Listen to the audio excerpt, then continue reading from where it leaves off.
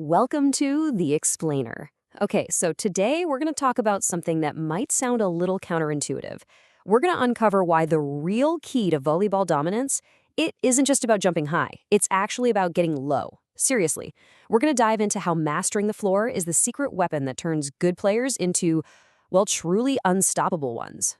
So let's kick things off with this powerful idea from the great Karen Kemner. It totally flips the usual script, right? I mean, we all go crazy for the big kill that scores 1 point. But what she's saying is that incredible, jaw-dropping defensive play, that creates a massive momentum shift. It juices up your entire team and, at the same time, just deflates your opponents. She calls it a 5-point swing in emotion. And that is how you win matches. Okay, so why don't more players live and breathe this idea? Well, it's pretty simple. They're caught in what I like to call the high-flying trap. Look, we're all drawn to the power, the thrill of a massive spike. But if you only focus on that glorious finish, you're creating a huge blind spot. A blind spot that keeps you from winning consistently. I mean, this is the image of success we all have in our heads, right? That gravity-defying kill that gets all the cheers, the one that makes the highlight reel. But here's the reality check. That moment, it's a tiny, tiny piece of what actually happens in a match. It's like the exclamation point at the end of a long sentence. It's important, sure, but it's not the whole story. Exactly. So what is the rest of the story? What about all the other touches, all the moments that lead up to that final hit? Think about it. If you're just standing there kind of waiting for that perfect set so you can hit, you're basically sitting out 99% of the game. And that 99%, the scramble, the pursuit, that crucial first contact, that is where matches are actually won and lost. And this leads us to a huge shift in thinking. It's the thing that really separates the good players from the truly great ones. It's all about building your game from the ground up. It's about having a foundation of total readiness and just relentless defense. Just listen to the mindset of a legend like Karch. He knew that the game is won before the ball even comes over the net. It's about being so prepared, so low to the ground, and so ready to move that you literally eliminate the possibility of being caught off guard. Surprise? That's something that only happens to the other team. So what's the single most important skill in volleyball? You might think it's hitting or jumping, right? Nope. According to the USA Volleyball Coaching Manual, it's reading.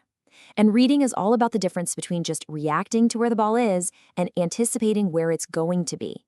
You do that by studying the hitter's approach, their shoulder, their arm, everything. It's a high-speed mental game, and it all starts with your eyes. And this is why that whole ground-up focus is such a game changer. It's a total equalizer. Just like the legendary coach Marv Dunphy said, skills like reading and being ready on defense, those are things that every single player can master. It doesn't matter how tall you are or how high you can jump. You can't control your height, but you can absolutely 100% control how good you are on the floor. Okay, so this all sounds great in theory, but how do you actually put it into practice? Well, let's open up the toolkit. Let's talk about these specific skills for mastering the ground game. All right, here we go.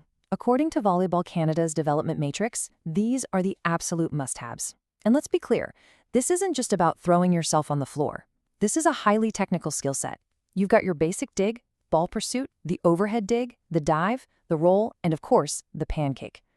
Each one is a specific tool for a specific situation.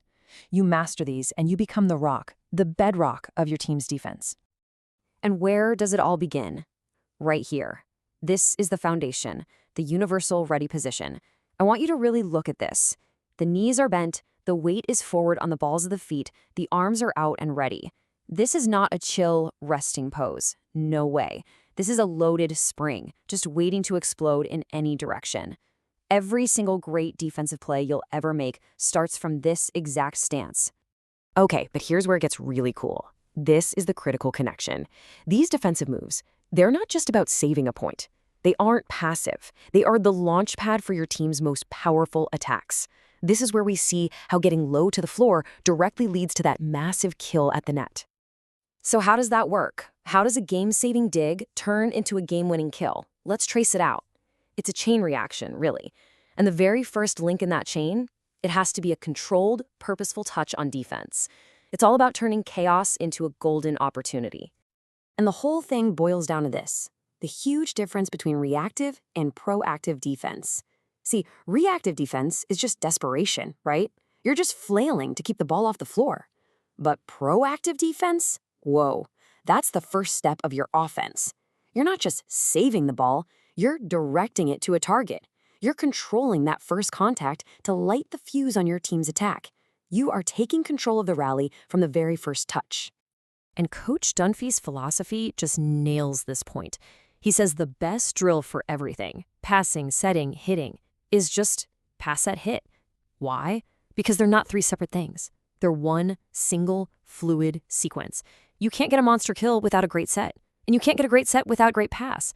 The whole attack starts with that first contact, which so often is one of these defensive, low-to-the-ground moves. All right, let's bring this all home. Let's talk about what this intense focus on the floor actually means for you, for your potential, right there on the court. Here it is. This is the big takeaway. The top players, the ones who win, they don't just jump high. They get low to win. Simple as that. The highlight reels will always show you the flashy jump, sure. But the scoreboard reflects the grind. Your true potential isn't just unlocked up in the air. It's unleashed when you become an absolute master of the floor. And what's the payoff? Oh, it's huge. When you master the floor, you suddenly become unpredictable. You're the one controlling the pace of the game. You're creating scoring opportunities from literally anywhere on the court. You're bringing that 5 points of emotion energy that Karen Kemner talked about. You stop being just a hitter, and you transform into a complete volleyball player, the kind of player everyone wants on their team. So I'm going to leave you with this one question to think about. The next time you step on the court, just ask yourself, am I training for the moments that look good, or am I training for the skills that actually win? Your answer might just change the way you play the game forever.